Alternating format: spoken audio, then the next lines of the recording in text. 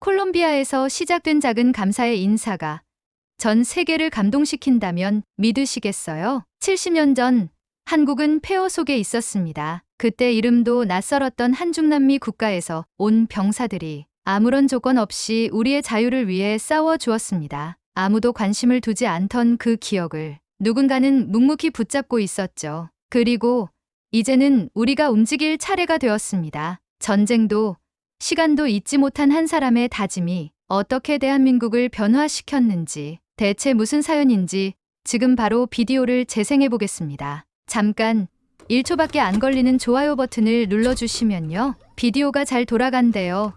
좋아요는 무료잖아요. 안녕하세요. 저는 콜롬비아 안티오키아 주의 산골 마을에서 살고 있는 마르셀라 아나스타시오라고 합니다. 해발 2100m가 넘는 산기슭, 커피향이 아침 안개를 뚫고 피어오르는 곳에서 태어나 자랐고 지금은 그 마을에서 가장 작은 보건소에서 일하고 있어요. 제 직함은 의료보조인이지만 사실상 의사도 간호사도 없는 이 마을에서는 거의 만능 해결사 같은 역할을 하고 있습니다. 감기에서부터 골절 응급처치, 심지어 출산까지 환자가 오면 누구라도 어떻게든 돌봐야 하는 그런 곳이에요. 전기마저 간헐적으로 들어오는 이 시골 보건소에서 하루하루를 버티며 지내는 게 누군가에겐 헛된 고생처럼 보일지도 모르겠지만 저는 나름대로 만족하고 있었습니다. 그런데 말이죠. 지난달 어느 날 전혀 예상하지 못했던 사건 하나가 제 인생을 완전히 바꿔버렸습니다. 그리고 그 시작은 아주 소소하고 평범한 일이었어요. 당시 저는 보건소 뒤편 창고를 정리하고 있었어요. 낡은 책상과 고장난 선풍기, 오래된 혈압계 같은 것들이 먼지를 뒤집어 쓴 채 그대로 방치되어 있었거든요. 쓰레기인지 보물인지 모를 잡동사니를 정리하다가 구석에 박혀있던 커다란 철제 상자를 발견했어요. 자물쇠는 녹이 슬어 열리지 않았고 결국 망치로 조심스럽게 부수어 열어야 했죠. 그 안에는 낡은 군복 한 벌, 깃발처럼 보이는 천 조각, 그리고 오래된 사진 몇 장이 들어 있었습니다. 제 눈길을 끈 건 그중 하나의 사진 뒷면에 적혀있던 문장이었어요. 한국의 기억 1951년 당신의 용기에 감사합니다. 그 문장을 보는 순간 가슴이 철렁했어요. 왜냐하면 그 이름이 그 낡은 군복에 달린 이름표가 바로 제 할아버지의 이름이었기 때문입니다. 아르만도 아나스타시오. 사실 어릴 적부터 가족 어른들로부터 아주 희미한 이야기를 들은 적이 있긴 했어요. 너희 할아버지는 옛날에 한국이란 나라에 갔었다. 전쟁이었대 같은 말들 말이죠. 하지만 너무 오래된 이야기였고 그 누구도 구체적인 증거는 없었습니다. 처음에는 그저 가족들이 꾸며낸 자랑 같은 줄로만 알았죠. 그런데 제 눈앞에 그 흔적이 진짜로 나타난 겁니다. 사진 속에는 여러 명의 군인들이 있었고 그들 중 누군가가 한국 사람처럼 보였어요. 그리고 구겨진 흰 봉투 안에는 낯선 언어로 적힌 편지 한 장이 들어 있었습니다. 알아들을 수 없는 글자들이 빽빽하게 적혀 있었지만 그 문장의 서명만큼은 분명했어요. 서울, 대한민국에서 1951년. 이게 대체 무슨 뜻일까요? 그때부터 저는 대한민국이란 나라에 대해 찾아보기 시작했습니다. 가장 먼저 놀란 건 그 나라가 지금은 세계에서 손꼽히는 경제 강국이라는 사실이었어요. 그런데 동시에 저 같은 사람이 단 한 번도 주목해보지 않았던 전쟁, 바로 한국전쟁에 콜롬비아가 참전했다는 기록을 보게 됐죠.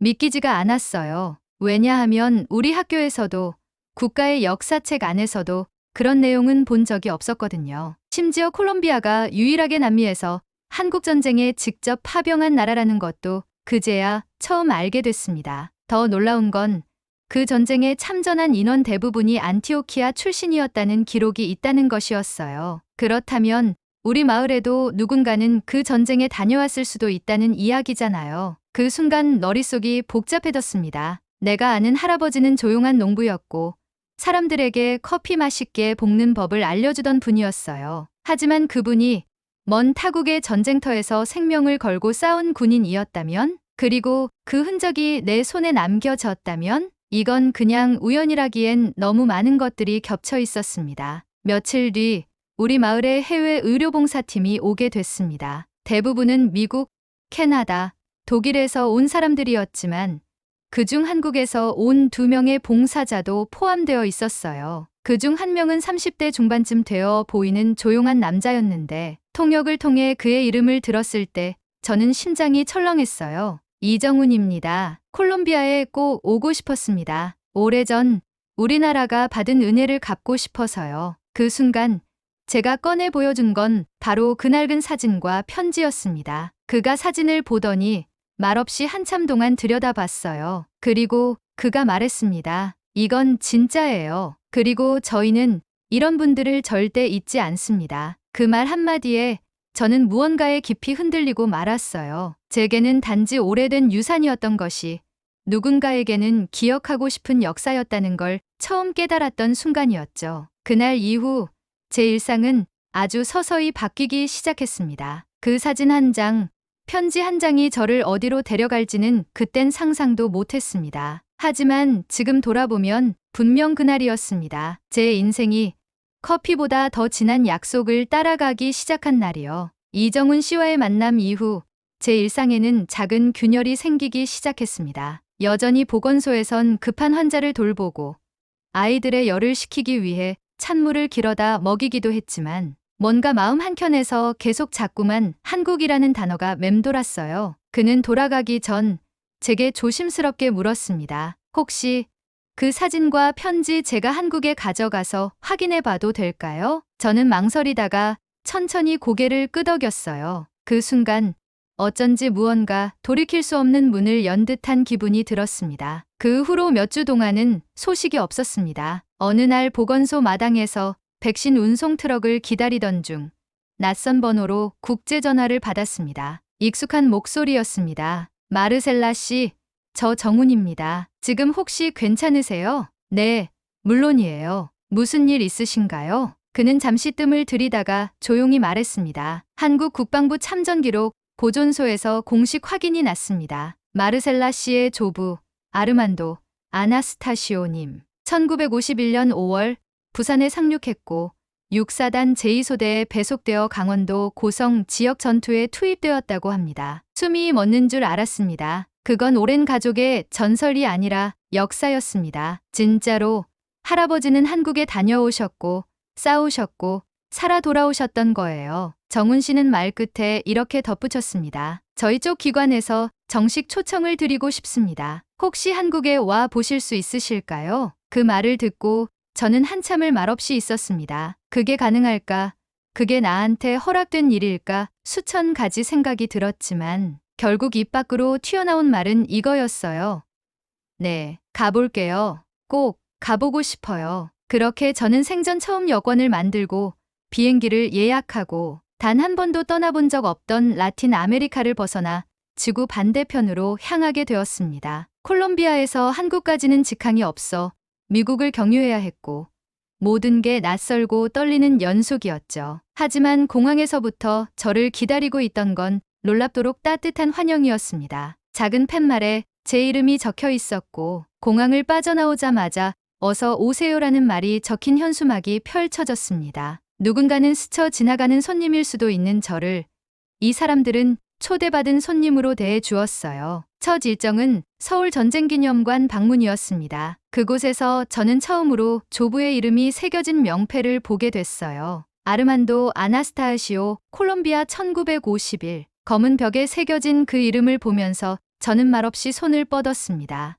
꼭 누군가의 손을 잡듯이 곁에 있던 정훈 씨가 말했습니다. 저희는 참전국들의 이름을 한 번도 지운 적이 없습니다. 항상 여기에 함께 있습니다. 그 말을 듣는데 갑자기 눈물이 터져버렸어요. 그동안 가족의 기억 속에서조차 점점 희미해져 가던 존재였던 할아버지가 이 낯선 나라에서는 여전히 기억되고 있다는 사실이 믿기지 않았거든요. 기념관 안에는 콜롬비아군의 전투 사진과 기록이 정리된 전시 공간도 마련되어 있었고 한켠에는 참전국 후손 방명록이 있었습니다. 저는 그곳에 제 이름을 남겼습니다. 마르셀라 아나스타시오 손녀가 대신 기억하러 왔습니다. 그날 저녁 정훈 씨는 제게 뜻밖의 제안을 했습니다. 혹시 내일 강원도에 가보실래요?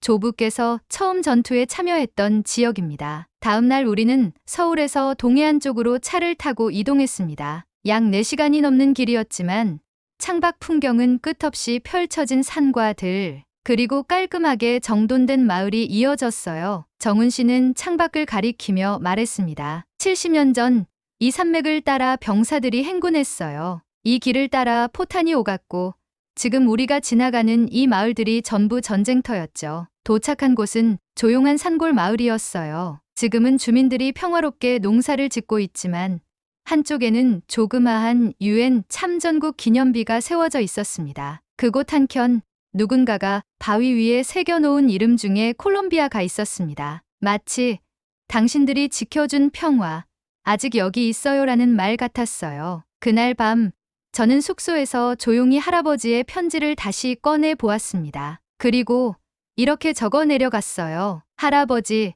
당신이 지켜준 나라에 제가 왔어요. 그리고 이 나라는 당신을 잊지 않았어요. 그 순간 머릿속에 스쳐 지나간 생각이 있었어요. 혹시 이 나라에서도 콜롬비아를 기억한다면, 그 기억이 이제는 무언가 더 큰 의미로 이어질 수 있다면, 그게 단지 개인의 감동을 넘어서 은혜를 갚는 연결로 이어질 수 있다면, 그 다음 날 정훈 씨는 제게 또 하나의 약속을 알려주었습니다. 내일 보건복지부 산하 국제협력본부에서 제안을 드리려고 해요. 콜롬비아 참전용사의 후손이 한국에서 어떤 도움을 받을 수 있을지 논의해보자는 자리가 마련되었어요. 그리고 마르셀라 씨가 직접 그 자리에 참석해 주셨으면 한데요. 그 순간 저는 알 수 없는 기운에 사로잡혔습니다. 이 여정이 단지 개인의 가족사를 확인하는 길이 아니었구나. 이건 과거를 잊는 동시에 미래로 연결되는 다리가 되는 여정이었어요. 서울 시내 한복판, 커다란 유리창 너머로 햇빛이 무심히 쏟아지던 그날, 저는 생전 처음 넥타이를 조심스레 고쳐 매며 낯선 빌딩 안으로 들어섰습니다. 손끝은 잔뜩 굳어 있었고 발끝은 땀이 나도록 긴장돼 있었죠. 그날 회의 장소는 보건복지부 국제협력본부의 대형 회의실이었습니다. 고요하고 정돈된 공간. 그 안엔 복지부 실무관들, 국가보훈처 관계자들, 그리고 코이카 한국국제협력단의 실무자들까지 각 부처의 다양한 사람들이 둥글게 둘러앉아 있었습니다. 그 중앙 테이블 한 귀퉁이에 제 앞엔 조금은 생경한 명찰이 놓여 있었습니다. 마르셀라 아나스타시오, 콜롬비아 참전용사 후손 대표. 저는 그 명패를 바라보다가 작게 숨을 들이마셨습니다. 대표라는 단어, 스페인어로는 쉽게 쓰이지만 한국어로 쓰인 그것은 유독 무게가 다르게 느껴졌습니다. 처음엔 낯설고 부끄럽기까지 했던 그 호칭이 회의가 진행될수록 점차 달리 들리기 시작했어요. 한 명의 실무자가 차분하게 설명을 시작했습니다. 대한민국은 전쟁 당시 22개국으로부터 지원을 받았습니다. 그 은혜를 기억하고자 참전국 후손 상생 프로그램을 추진하고 있습니다. 이미 에티오피아, 필리핀, 태국 등에서는 의료 협력과 인프라 구축, 장학 지원 등의 사업이 진행 중이며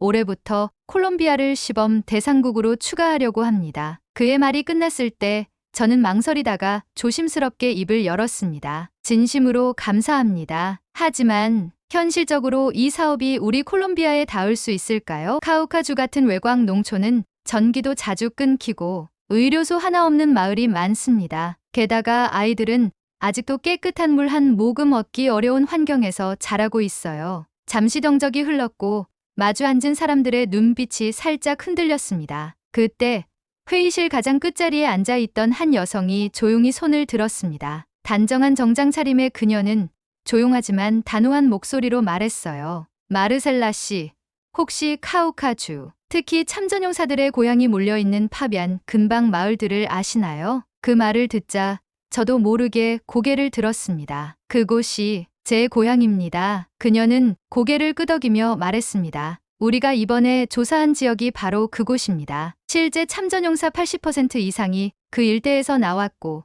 지금도 그 후손들이 열악한 환경에서 살고 있지요. 사실 오늘 회의에는 하나의 제안이 더 있습니다. 참전용사 후손이자 의료교육을 받은 인재에게 한국에서 보건복지 연수를 제공하고 귀국 후 코이카의 현지 거점센터에서 협력 프로젝트에 참여할 수 있도록 연결하는 시범 연수 프로그램입니다. 그녀의 시선이 제게 고정되었습니다. 그리고 그 첫 대상자로 마르셀라 씨를 가장 먼저 추천드리고 싶습니다. 숨이 멎는 것 같았어요. 잠시 현실감이 사라졌고 입술이 바짝 마른 채로 물었습니다. 저요? 왜? 제가요? 그녀는 망설임 없이 말했습니다. 당신은 단순히 의료인을 넘어서 기억을 품고 살아온 사람입니다. 할아버지의 희생을 단순한 과거가 아니라 오늘의 책임으로 여기고 현실을 바꾸려 애써 온 사람. 그리고 한국이 가장 먼저 손을 내밀고 싶었던 진심을 가진 대표자입니다. 그 말을 들은 순간 가슴 안 깊은 곳에서 무언가 무너져 내리듯 눈물이 흘렀습니다. 도와준다는 말보다 기억해준다는 그 말이 더 뜨겁게 다가왔던 것 같아요. 그 순간 깨달았죠. 이건 시혜가 아니라 존중이구나. 며칠 뒤 저는 연수생 신분으로 한국보건의료연수원에 입소했습니다. 한국어 수업부터 공공보건 시스템 이해, 지역 의료 정책 운영, 응급대응 훈련, 농촌 보건소 모델 견학까지 하루하루가 숨가쁘고 촘촘한 일정이었습니다. 특히 제게 가장 인상 깊었던 것은 이동형 진료 차량 시연이었어요. 커다란 버스 한 대에 엑스레이, 진료실, 약국, 심지어 소아과 진료 공간까지 마련되어 있었고 오지 마을을 직접 찾아가며 치료하는 모습은 정말 놀라웠어요. 이 차량만 있으면 우리 마을도 정말 바뀔 수 있을지도 몰라. 그날 밤 제 노트에 이런 문장을 썼습니다. 콜롬비아의 먼 산골길, 빗길을 걷던 할아버지의 발걸음을 한국이 기억해줬다. 그 기억이 지금 우리에게 다리 하나를 놓고 있다. 연수가 끝나갈 무렵 뜻밖의 방문이 있었습니다. 콜롬비아 대사관 무관과 실무 직원들이 직접 연수원으로 찾아와 저를 불렀습니다. 마르셀라 씨, 한국 정부와의 협의를 통해 카우카 의료 개선 프로젝트 1호 센터가 곧 설립됩니다. 귀국 후 코이카 콜롬비아 협력센터 초대 현장 조정관으로 발령이 확정되었습니다. 순간 저는 말을 잃었어요. 제가 이 자리에 있다는 사실이 믿기지 않았고 감격과 책임이 동시에 밀려들었습니다. 그날 밤 마지막 연수 일지를 적으며 저는 할아버지의 낡은 군복 사진을 꺼내놓고 이렇게 적었습니다. 할아버지, 당신의 희생은 망각 속에 묻히지 않았어요. 한국은 은혜를 기억하는 나라였어요. 그리고 이제 저도 그 기억 위에 놓인 다리 위에 서 있습니다. 6개월 만에 다시 돌아온 콜롬비아의 고산마을은 여전히 안개에 휩싸여 있었지만 제 마음만큼은 맑고 또렷했습니다. 오랜만에 찾은 할아버지의 묘 앞에서 저는 연수원에서 가져온 한국 태극기를 조심스레 펼쳐 올렸습니다. 푸르고 빨간 문양이 이국의 묘비 앞에서 바람에 펄럭이는 모습이 낯설면서도 경건하게 느껴졌습니다. 할아버지, 당신이 쌓은 그 나라에서 저를 기억해 주셨어요. 그리고 당신 덕분에 제가 다시 이곳으로 돌아왔습니다. 입술이 떨렸습니다. 입국 직후 바뀐 제 신분은 코이카 콜롬비아 협력센터 현장 조정관. 제가 맡게 될 업무는 다름 아닌 카우카 참전용사 후손 의료복지 프로젝트 총괄 운영자였습니다. 단어로만 보면 너무 거창했지만 실제로는 맡아서 온 동네를 직접 뛰어다니며 현장을 만들고 사람들을 설득하고 손으로 조립해야 하는 그런 일이었습니다. 하지만 그게 제겐 더없이 의미 있는 일이었죠. 프로젝트는 할아버지와 그 전우들이 주로 배치됐던 마을들을 중심으로 시작되었습니다. 가장 먼저 마주친 건 변하지 않은 현실이었습니다. 부서진 우물 펌프, 쓰러진 보건소 벽, 감염병으로 희생된 어린아이들. 그곳은 시간이 멈춘 듯 했지만 사람들의 눈빛엔 묘한 변화가 느껴졌습니다. 마르셀라, 연수 다녀왔다며?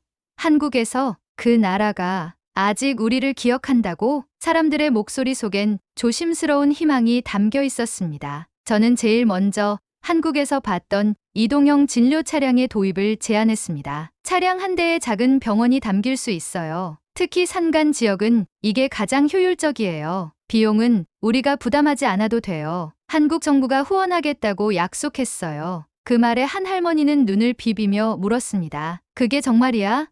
우리 같은 사람들도 병원 안 가고 치료받을 수 있다고? 저는 고개를 끄덕이며 코이카 명의의 첫 장비 운송 일정을 공유했습니다. 예. 그리고 곧 여기 도착합니다. 할머니가 일평생 넘었던 저 산맥도 이젠 가지 않아도 돼요. 첫 번째 차량이 도착한 날 마을 전체가 모였습니다. 아이들은 파란색 유니폼을 입고 손에는 손글씨로 쓴 종이 피켓을 들고 있었어요. 고마워요, 한국.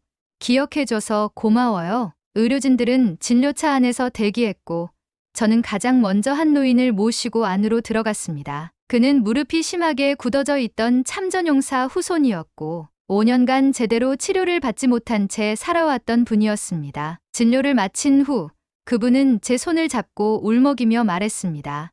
나는 내 아버지가 한국에서 싸운 걸 후회한 적이 있었소. 근데 이제야 알겠어요. 그게 얼마나 큰 의미였는지. 내 자식이 다시 걸을 수 있다는 게 그 은혜 덕분이란 걸. 그 말을 들은 순간 마치 수십 년간 잠들어 있던 역사 하나가 깨어나는 소리가 들린 듯 했습니다. 이동 진료 차량은 마을마다 순회했고 곧이어 한국의 의료 NGO와 현지 병원 간 협력 네트워크가 구성되었습니다. 한국어와 스페인어로 병렬 표기된 진료 안내 책자가 처음으로 콜롬비아 마을에 배포되었고 태극기와 콜롬비아 국기가 함께 그려진 마을 벽화도 하나씩 완성되어 갔습니다. 그리고 가장 상징적인 날이 왔습니다. 카우카 주청 앞 광장. 노란 꽃이 가득한 행사장에 태극기가 펄럭였고 참전용사 유족을 대표해 제가 연단에 올라선 날이었습니다. 저는 떨리는 목소리로 말했습니다. 이 은혜는 빚이 아니라 기억입니다. 콜롬비아가 그날 대한민국을 도왔고 이제 대한민국이 오늘 우리의 미래를 함께 짓고 있습니다. 이 기억은 다리입니다. 국경을 넘어 시간과 상처를 건너 서로를 향해 놓이는 다리입니다. 그 연설이 끝났을 때 청중 중 누군가 소리쳤습니다. 마침내 우리가 보이고 있어요. 박수와 환호 속에 아이들의 노래가 이어졌습니다. 그들이 연습한 노래는 한국 동요, 고향의 봄이었고 스페인어 번역본으로 불렸습니다. 그 장면을 본 한국보훈처 관계자는 눈시울을 붉히며 말했습니다. 이보다 더 확실한 은혜의 증표가 있을까요? 전쟁은 잊혀져도 기억은 살아남네요. 그날 밤 저는 마을 언덕에 올라 별을 바라보며 할아버지에게 속삭였습니다. 할아버지, 우리가 잊지 않았어요. 그 나라가 당신을 잊지 않았어요. 그리고 당신의 희생은 오늘 이 마을의 생명을 지키는 힘이 되었어요. 지금 이 순간에도 그 프로젝트는 계속되고 있습니다. 물탱크가 세워졌고 공공의료소가 건설되고 있으며 올해부터는 한국의 은혜 기억 장학금이란 이름으로 초등학생 후손들이 장학 혜택을 받게 되었습니다. 아이들이 말합니다. 선생님, 저도 한국에 가보고 싶어요. 나중에 저도 의사가 돼서 다시 돌아올 거예요. 그 말을 들을 때마다 저는 웃으며 대답합니다. 그럼 그날 우리가 그 다리를 건넌 거야. 기억이 다리가 되어 우리가 서로를 찾아간 거니까. 이제 저는 은혜를 기억하는 나라에 살고 있지는 않지만 그 나라의 기억을 이어가는 사람으로 살고 있습니다. 그리고 그렇게 전쟁의 먼 연기는 70년을 돌아 이제 우리 마을의 푸른 강물로 변해 흐르고 있습니다. 오늘 들려드릴 이야기는 여기까지입니다. 낯선 전쟁의 기억이 세월을 넘어 다시 누군가의 삶을 밝히는 순간 여러분은 어떻게 느끼셨나요? 여러분의 생각과 마음속 울림을 댓글로 남겨 감동 비디오의 마지막을 장식해주세요. 여러분의 댓글 하나하나가 영상을 제작하는데 큰 힘이 됩니다. 그리고 오늘의 비디오가 따뜻하게 다가오셨다면 구독과 좋아요도 잊지 말아주세요. 다음엔 더 깊은 감동과 더 진한 이야기로 찾아뵙겠습니다. 함께해 주셔서 진심으로 감사합니다.